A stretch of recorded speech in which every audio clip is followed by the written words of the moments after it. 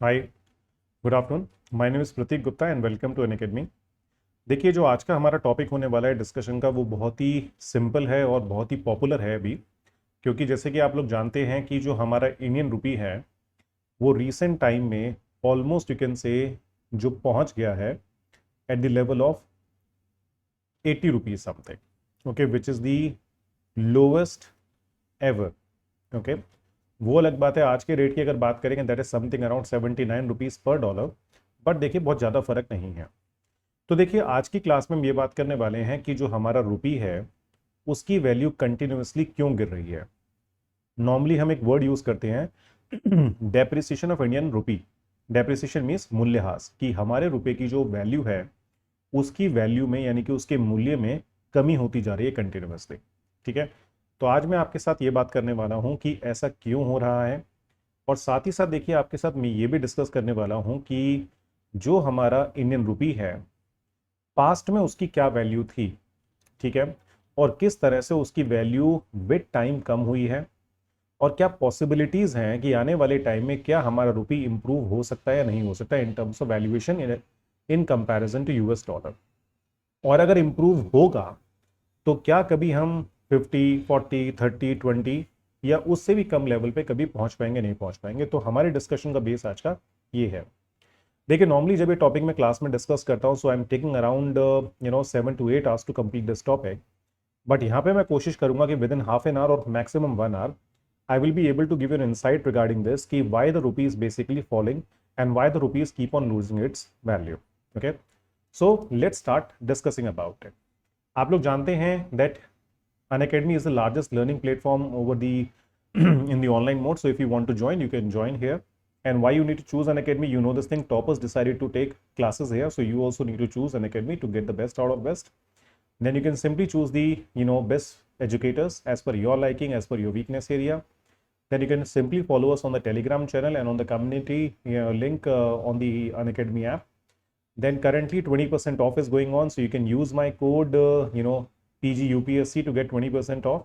So for the 24 months course for the Iconic, where you will be able to access all the courses, you will get around, you need to pay only 95,685 rupees after discount, and you will save around 23,921.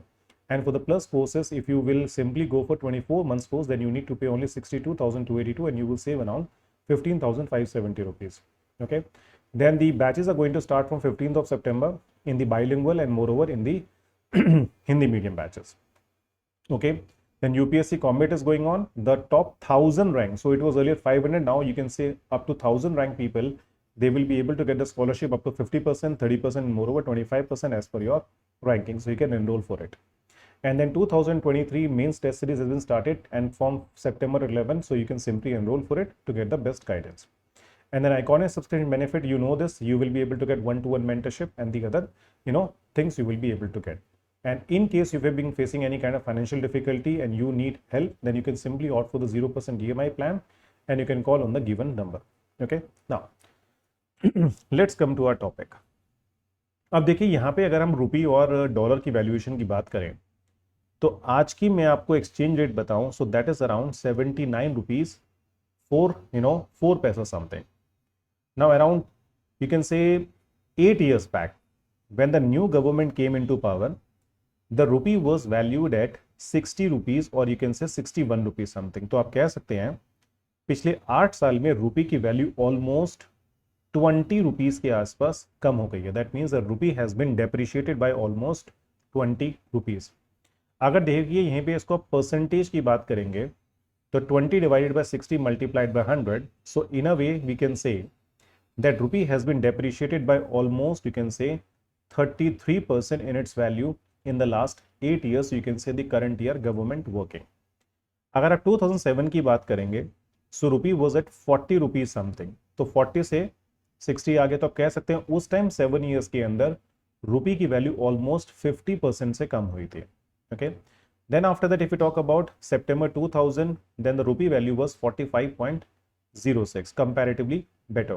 Okay, then I think there is some sort of mistake I have committed while mentioning the value here. It was not 45 something, yes it is 45 something in September 2000, that is the correct value. Then in August 14, 1991, you can say here we were able to gain some sort of strength. अब देखिए यहाँ पे हमें strength क्यों gain हुई उसके बारे में भी रीजन मैं आपको बताऊंगा. August 14, 1991, rupee was valued at 26 rupees something. तो अगर आप बात करेंगे जब देश आजाद हुआ था तो $1 was equal to only 3 rupees 30 पैसे. ठीक है. और अगर आप और भी हिस्टोरिकल टाइम की बात करेंगे तो 1930s में जो $1 था that was suppose to be said can around $1 was equals to 1 rupee at that point of time. तो आप कह सकते हैं in the 1930s US dollar and moreover the Indian rupee was valued at a same price. But now you can say if you look into the valuation तो हमारा जो रुपी है उसकी वैल्यू ऑलमोस्ट 80 पे पहुंच गई. तो आप कह सकते हैं 70 plus 22, that means not 70, you can say 70 years of this thing and then 22 years here. Then you can say in 92 years of our journey our rupee has lost almost 80 times value in comparison to the US dollar. ठीक है, क्योंकि आज अगर आपको $1 purchase करना है तो देखिए कम से कम आपको 80 रुपए चुकाने हैं. तो अब ये भी कह सकते हैं कि अगर किसी के पास 1947 या 1930s के कुछ डॉलर्स पड़े हुए हैं आज तक, so imagine first of all you will be able to get lot of value because उसकी वैल्यू चाहे मार्केट में 80 है 85 है जो भी है डजेंट मैटर. और उस केस में तो आपको वैसे ही बहुत एक्स्ट्रा मिल जाएंगे because it is some sort of a rare thing. But a point is what in case if you want to take something out of it then you will be able to get 80 times of whatever you are having. ठीक, तो ये तो एक point हो गया. अब देखिए देखने को हमें ये मिल रहा है in this particular series of numbers that rupees keep on losing its value all the time and now it is almost 80 rupees. ठीक, तो देखिए पहले तो ये हिस्टोरिकल बात हो गई. तो हमें इस क्लास में डिस्कस करना है कि क्या आज के टाइम में प्रैक्टिकली पॉसिबल है कि हम 79 या 80 पे जो आप पहुंच गए हैं उसको हम कम करके 60, 50, 40, 30, 20 या इस उससे भी कम लेवल के ऊपर ला सकते हैं नहीं ला सकते, उसके बारे में हम बात करेंगे. Getting what I am trying to say. चलिए आगे बढ़ते हैं. देखिए किसी भी कंट्री में जब आप बात करेंगे एक्सचेंज रेट फिक्स करने की, that means what are the ways why you can simply provide that how much amount of domestic currency you need to pay to simply buy a 1 unit of foreign currency. ठीक है, कि आपको कितना पे करना पड़ेगा डोमेस्टिक करेंसी के लिए, यानी कि कितने आपको रुपी पे करने पड़ेंगे for the purpose of buying a dollar, euro, yen, yuan and so many other currencies at a global level. ठीक है, there are two ways by which the rate of exchange is being fixed. The one is called as a fixed rate system and the second is called as a floating rate system और known as a market based rate of exchange system. ठीक है, current बात करेंगे, वर्तमान की बात करेंगे, so we are following the second one currently. But अगर आप बात करेंगे 92, 93 से पहले की, then we were following the system of fixed exchange rate system. In the first one if you talk about, it's normally the central bank of the country which basically provides this insight, or they basically fix the valuation that how much amount of rupee you need to pay to buy a foreign currency. अब देखिए 1947 में when we got the independence, initially जो हमारा central bank है RBI, it was providing the rupee value in comparison to UK pound only. Okay. Then from 1960s onwards, you can say we started providing the value of Indian rupee in comparison to dollar, pound, then German currency, French currency, Japanese currency, and so many other currencies at that point of time. That means from 1916 onwards, the central bank started providing the value of Indian rupee in comparison to something called as a basket of currency. That how much amount of rupee you need to pay to simply buy 1 unit of foreign currency. Getting. अब देखिए fix rate of exchange system के अंदर आप मान के चलिए जो manipulation के चांसेस होते हैं वो बहुत ज्यादा होते हैं. For example, like if I tell you with the help of an example that how it is basically helping the country in terms of increasing its exports at a global level, कि कैसे fix exchange rate system के अंदर आप exports को बढ़ा सकते हैं. Take an example here. मान लीजिए there is a one particular thing in our country which is basically priced at, मान लीजिए वो है 4,000 rupees की. There is something that is valued at 4,000 rupees in the Indian currency. Okay. Imagine the dollar is equals to 80 rupees, that is a rate of exchange. Getting? Now somebody from USA called us, उन्होंने call किया और call करके हमको बोला कि we want to buy this particular thing in our country, that means we want to import it from you. जब वो हमसे इंपोर्ट करें तो हम क्या करेंगे, we will simply do the export from India. Getting what I'm trying to say? तो उन्होंने हमसे पूछा कि सर जो प्रोडक्ट हम आपसे खरीदना चाहते हैं उसका प्राइस कितना है. Now think you as a businessman, कि आप एक बिजनेसमैन है, तो आप क्या कहेंगे कि 4000 rupees is a cost to me, and if I want to sell it outside, then simply you will divide this with 80 and you will say कि sir price is how much, the price is $50.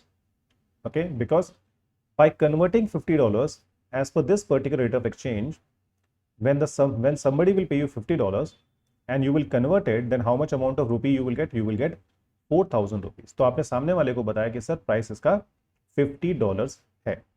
Getting? आपने export कर दिया. Now in case of demand, there is a very simple rule that we have.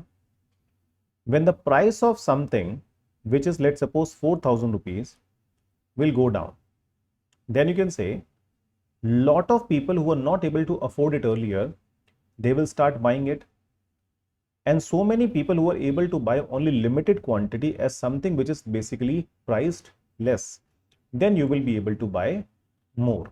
जैसे मान लीजिए अगर मैं कहता हूँ कि 4000 rupees की चीज 3000 rupees की हो गई, then you can say it will become affordable to lot of people and more quantity will be purchased by those people who are already buying it. ठीक है. अब देखिए कॉस्टिंग कम करना तो प्रोडक्ट की बहुत मुश्किल होता है. It is very difficult to simply reduce the cost, because आप जानते हैं रॉ मटेरियल की कॉस्ट है, जो भी कॉस्ट है वो आपको बियर करनी पड़ती है. But in case of this particular case, imagine central bank ने सोचा कि क्यों ना हम अपने देश से एक्सपोर्ट बढ़ाना स्टार्ट करें.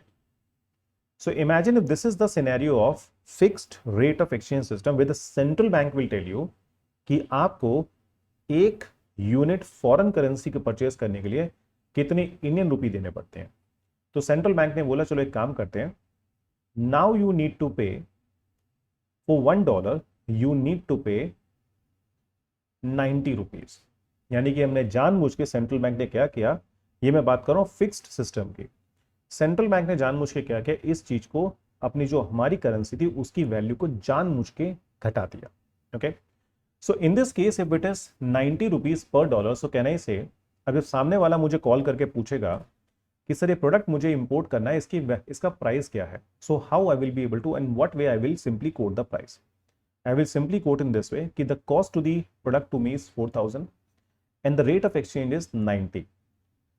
सो in this case if I'll divide 4000 rupees with 90, then you can say the price of the product will come out to $44.44. So I simply quoted a price to them कि sir price है $45. Because earlier, as you can see, when the exchange rate was 80, I was quoting a price of 50, but now as I'm bothered to get only 4000 rupees because that is a cost to me which I want to recover, and the rate of exchange is $1 equals to 90, so I'll simply quote a price of 45. अब मान लीजिए as soon as I will quote a price of $45 to that particular product which I want to export, तो उस case में होगा क्या, the people over there will start importing more, because जो लोग पहले परचेज कर रहे थे, now they will be able to buy more quantity, and lot of people who are not able to afford it, now they will be able to afford it also. तो मान के चलिए अगर पहले जब प्राइस $50 था, अगर मैं 100 यूनिट सेल कर रहा था, then how much amount of foreign currency I was able to get in my country when I was selling 100 units, I was getting $5,000 in my country as a foreign currency will come in my country. अब जैसे ही मैंने मान लीजिए सब $45 price coast किया, तो मुझे सामने से मान लीजिए I now started selling 125 units. Okay, my export has been increased a lot by 25%. So in this case, when I multiply this with 45, then you can say how much amount of money or how much amount of dollars I will be able to get when I multiply 125 with 45. Then you can say the total dollars which are being coming into my country will be 5625. So in a way, the dollars inflow will increase.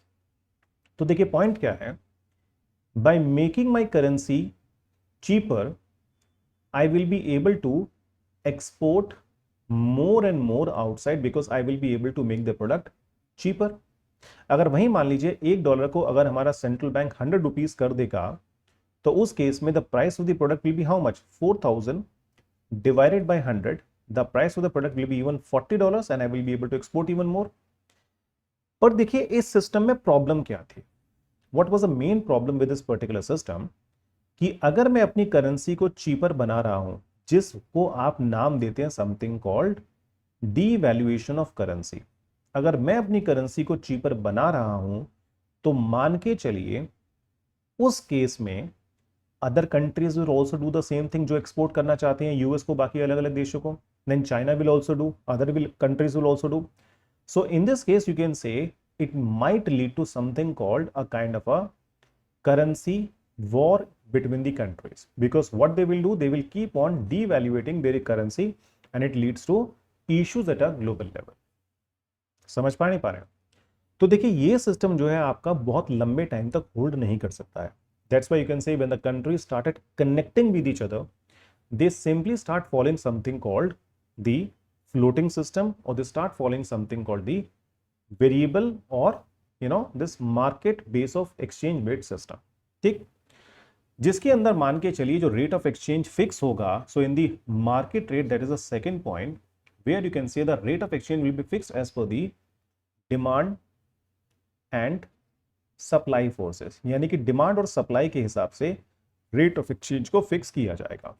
Getting what I am trying to say? अब देखिए जब हम demand supply की बात करते हैं, demand का मतलब क्या है, we people in India are demanding dollars because we need to send dollars outside, यानी कि हम लोग डॉलर्स डिमांड कर रहे हैं क्योंकि हमें डॉलर्स बाहर भेजना है. For example, you are going outside for education, you are going outside for tourism, you want to simply import something from outside. जब इंपोर्ट करेंगे तो आपको पेमेंट करनी पड़ेगी.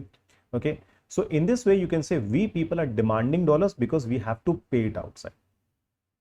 Supply means what, how dollars will come in my country, कि dollars आएगा कैसे, आने का मतलब क्या है. Let's suppose when you will export from India, when people will simply receive FDI in India, when we will receive foreign portfolio investment in the stock markets of a country, when lot of Indians who are being living outside, they will send the money here in the name of remittance and the other thing. So in a way you can say lot of money will come in our country. तो आप कह रहे हैं supply का मतलब है dollar India में कैसे आएगा, और डिमांड का मतलब यह है कि जो लोग डिमांड कर रहे हैं वो डॉलर को बाहर भेज देंगे. Getting what I am trying to say? So देखिए डिमांड के केस में क्या है, सिंपल सा लॉजिक अगर हम यहां पे लगाते हैं तो देखिए इसका मतलब क्या है.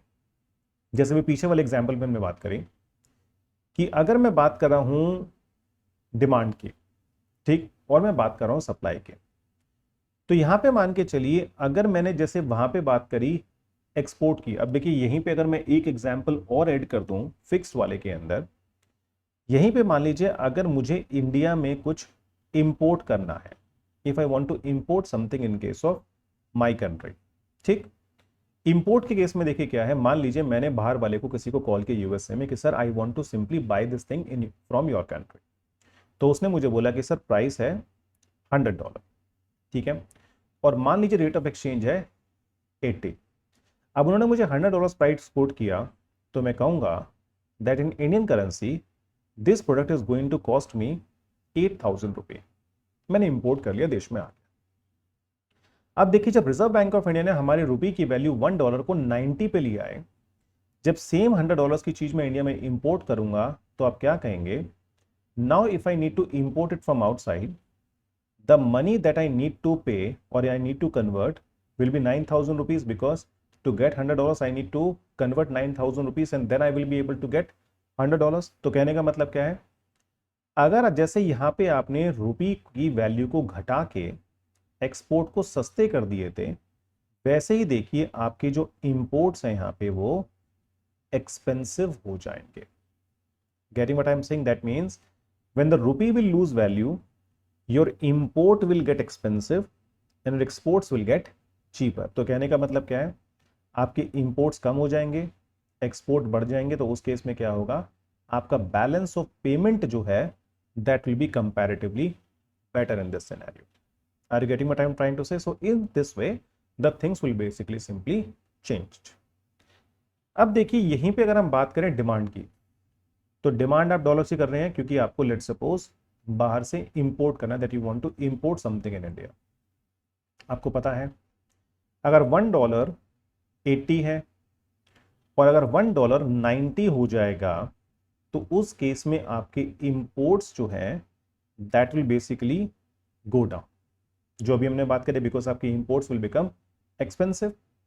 And same thing when it will come here in case of exports, if you talk about, तो हमारे जो एक्सपोर्ट्स हैं that will basically increase, yes no, because the products will get cheaper. अभी जो हमने एग्जांपल में बात करी, तो देखिए हमारा जो डिमांड कर्व बनता है when it comes to the rate of exchange, तो 80 पे I was demanding this much quantity, so here you have a rate of exchange and here you have the quantity.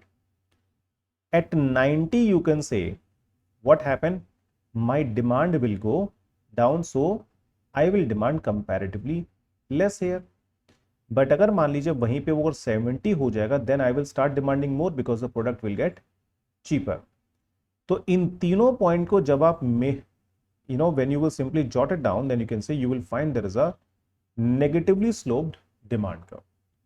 और वहीं पे अगर आप एक्सपोर्ट की बात करेंगे, सप्लाई की बात करेंगे, तो जब आपका रेट ऑफ एक्सचेंज 80 था, you are able to export this much, now it is 90, you are able to export more because you know this thing, your product will get cheaper.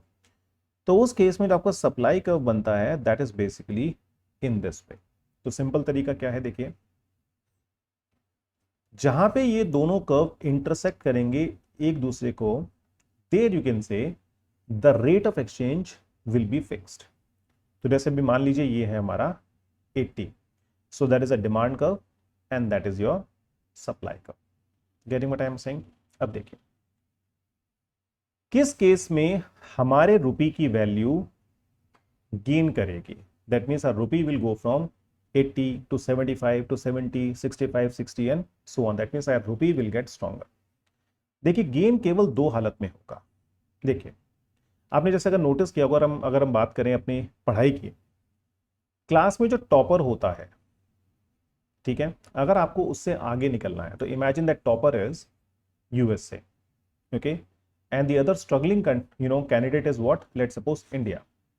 देखिए दो चीजें हैं, अगर आपको टॉपर से आगे निकलना है तो आपको इतना ज्यादा हार्ड वर्क करना पड़ेगा that you need to perform extremely better in comparison to topper, so that you will be able to gain marks and you will go ahead.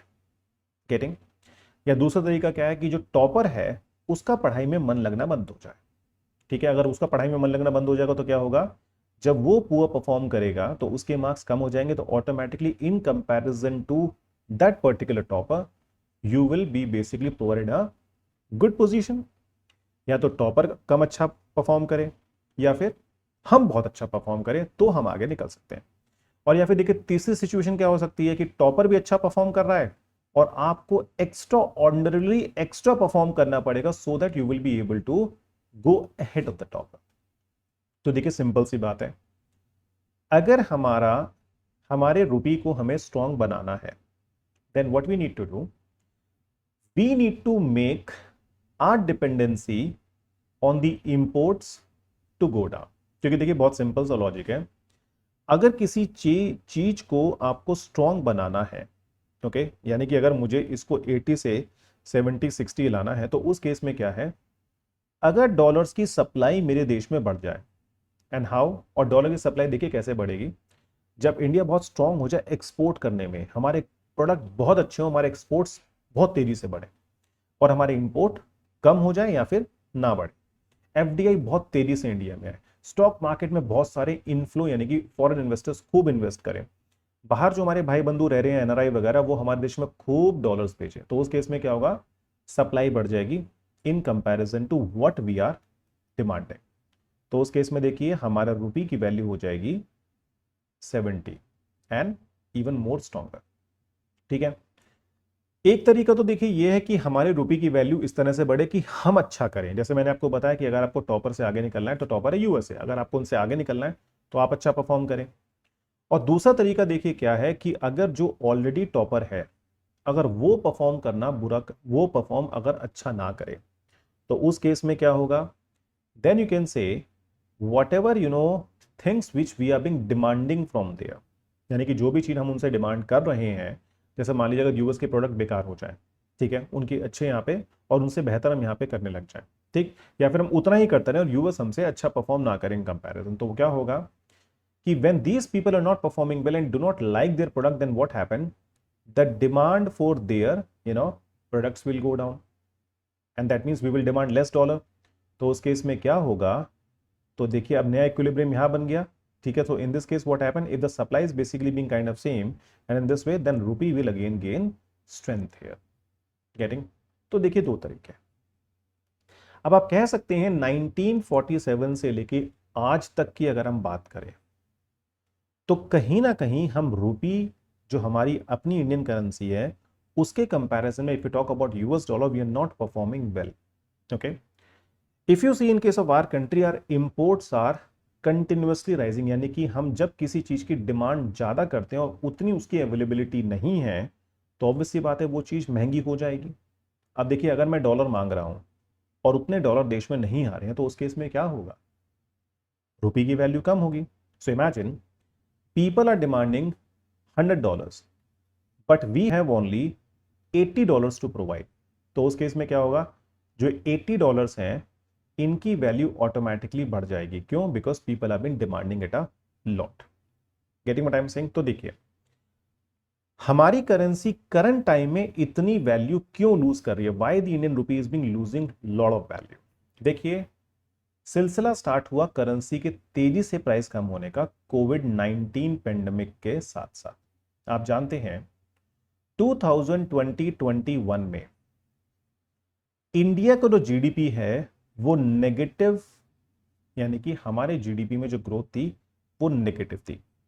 while in case of a USA their growth rate was, though it was very low, but it was still positive in that scenario. So in that case what happened, as we kind of go down and they are basically kind of still going in a flat or little bit up way, then what happened, हमारी country में जो problems थी, आप कह सकते हैं जो भी इश्यूज थे, उसके कंपैरिजन में मान के चलिए when they perform comparatively better, then still you can say the dollars gained strength here. ठीक है. अब उसके बाद मान के चलिए जैसे जैसे चीजें थोड़ी सी बेटर होनी शुरू हुई, हमने अपनी इकोनॉमी को ओपन किया, तो आप जानते हैं अभी जीडीपी के नंबर आए हैं जो हमें बताते हैं कि हमारी इकोनॉमी 13.5% से ग्रो करी है, and that is only because of low base effect. क्योंकि आप जानते हैं लास्ट ईयर फर्स्ट क्वार्टर में क्या प्रॉब्लम थी, last year first quarter was the delta variant was there of the कोविड-19, and because of that massive amount of lockdown was there in the country.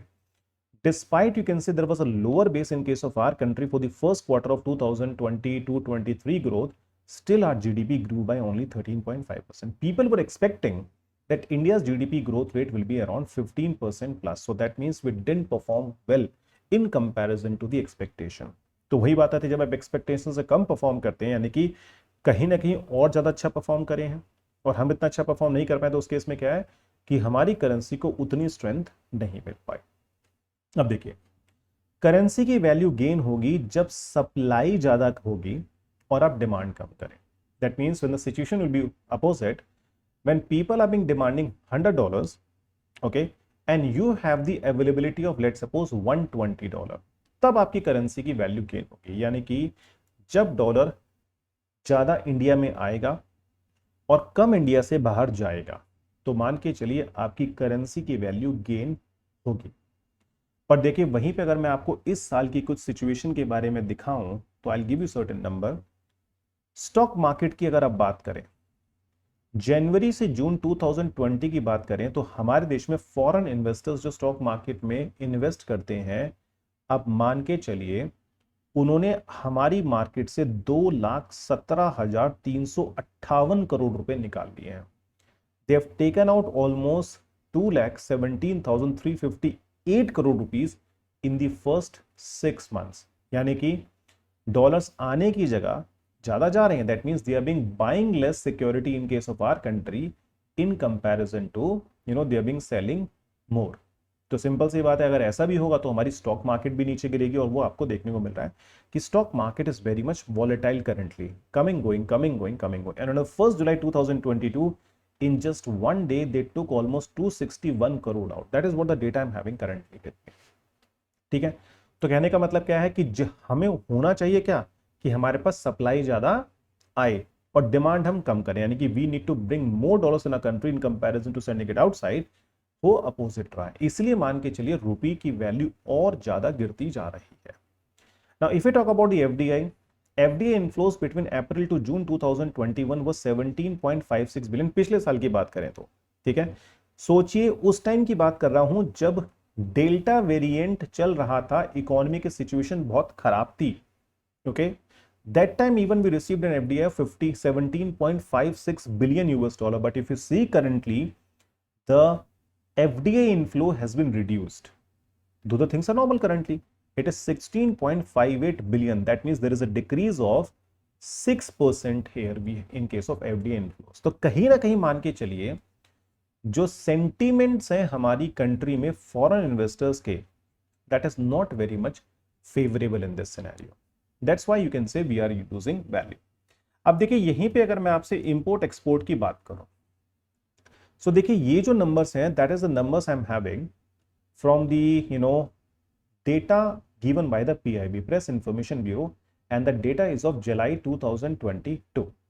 अब देखिए यहां पे आपको टेबल्स देखने को मिलेंगी। इन टेबल्स में ध्यान से देखिए कि जुलाई 2022 और जुलाई 2021 के मुकाबले अगर एक्सपोर्ट्स की बात करें, so as you can see exports will bring dollar, it was 35.51 and that is 35.24 billion. There is a negative growth of how much? Minus 0.76%।